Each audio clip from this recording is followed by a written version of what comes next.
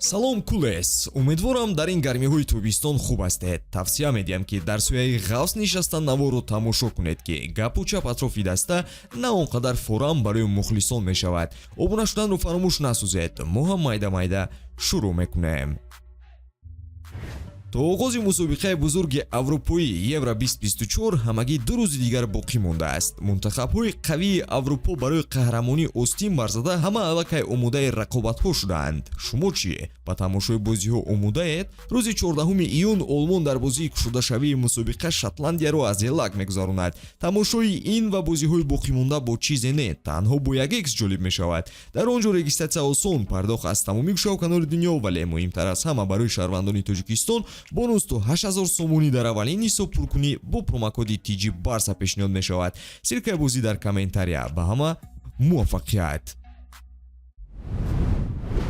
хабари баъди аввалин ин ба нимҳимоятгари нидерландии Барселона Френки де Йонг рабт дорад. Мутаассифона аллакай расман тасдиқ шуд ки де Йонг дар еврои дар пеш истода иштирок кардан наметавонад. осебе ки бозингар дар рафти мавсим гирифта буд, то ҳол табобат нашудааст. Аниқтараш Френки де Йонг ба тамринҳо баргашта буд ва ҳатто Роналд Куман омода буд ки ӯро аз чанд бозии аввалӣ озод кунонад то барқарор шавад, вале ташхисҳо нишон медиҳанд ки футболбоз дар тамринҳо ҳам дардро эҳсос мекунаду муолиҷааш вақти зиёд талаб мекунад.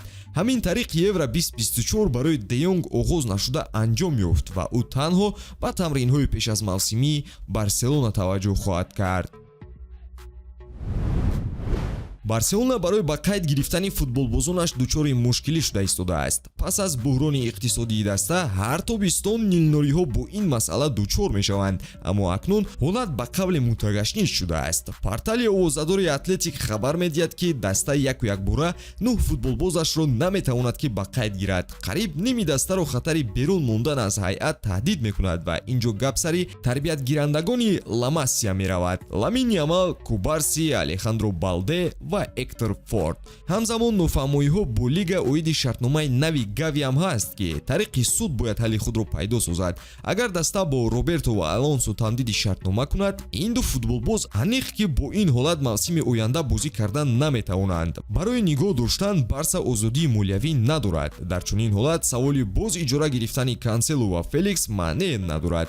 Чӣ хел Барселона тобистон харид мекардааст ки агар бозингарони ҳозира наметавонанд аз қайд гузаранд. каталониҳо аз даромади даста дида хароҷот бештар доранд ва тибқи баъзе хабарҳо он маблағ ба 130 миллион евро мерасад ки ба маошу дигар чизҳо равона шудааст.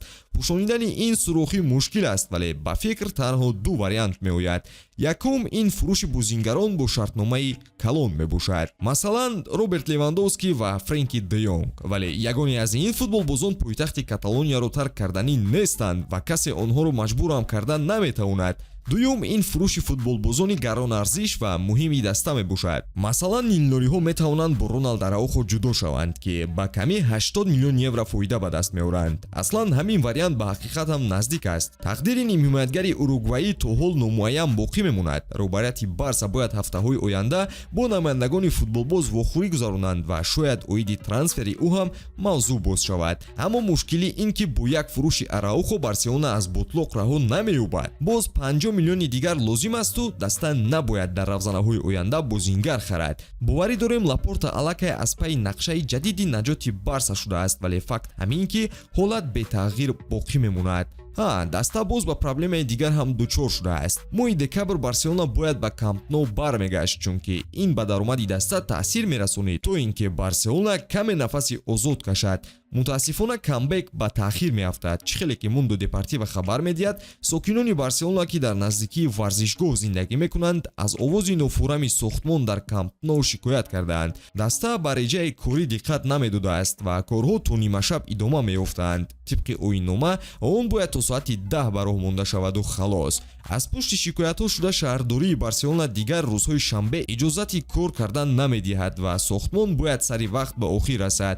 ба ҳамин сабаб Барселона эҳтимолан аз вақти муқарраршуда дертар ба варзишгоҳи нав мекӯчад. беинам мушкилоти даста зиёд буд ва боз ҳам ин илова шуд. гуфта мешавад ки ҳоли ҳозир даста ба 100 миллион еврои иловагӣ аз даромадҳо лозим дорад то аз маҳдудиятҳо раҳо ёбад. Лапорта боз ғарқи фикр бояд шаваду наскиҳои легендаҳоро дар ауксионҳо фурӯшад. акнун акнун умед ҳоло ба ширкати Nike баста мешавад ки намояндагонаш дар Барселона қарор доранду бояд шартномаи нав ба имзо расонанд. Гуфта мешавад ки ширкати амрикоӣ барои бастани шартномаи нав қариб 100 миллион бонус медиҳад. Ана Лапорта бошад 150 миллион талаб дорад. Агар ин чиз амалӣ шавад, мушкили ҳал нею ҳолат сабуктар мешавад ва Ла Лига бо маҳдудиятҳо дастаро террор намекунад. Ба ҳамин тамом дӯстон, ҳатман дар канали Барса TJ обуна шавед ва дар ҷараёни навгониҳои футболӣ бимонед. Хайр.